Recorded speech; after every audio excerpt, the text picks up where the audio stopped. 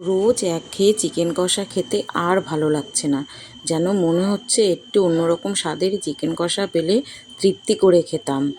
এই তো তোমাদের সামনে হাজির হয়েছি নতুন একটি চিকেন কষা রেসিপি নিয়ে। রেসিপিটার নাম হচ্ছে মাদ্রাজি স্টাইলে চিকেন কষা।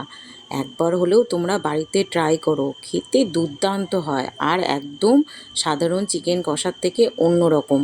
আর যারা ঝাল খেতে পছন্দ করো, স্পাইসি খাবার পছন্দ করো, তাদের কাছে তো এটা অমৃত।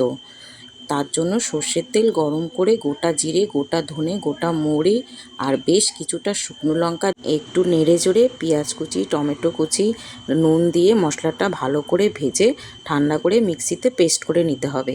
আবারও কিছুটা সর্ষের তেল গরম করে একটু নুন দিয়ে বড় বড় আলুর টুকরোগুলো লাল করে ভেজে তুলে নিতে হবে।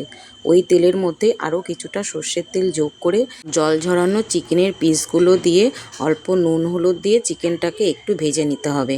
মাঝখানে জায়গা করে বেশ কিছুটা কারি পাতা দিতে হবে। কারি পাতাটা যখন একটু ভাজা ভাজা হয়ে আসবে, এর মধ্যে এবার ভাজা আলুটা মিশিয়ে দিতে হবে।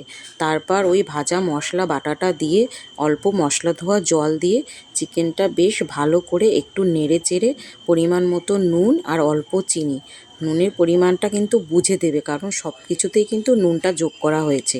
ভালো করে মিশিয়ে একটু ঢাকা চাপা দিয়ে সব কিছু সেদ্ধ করে নিতে হবে।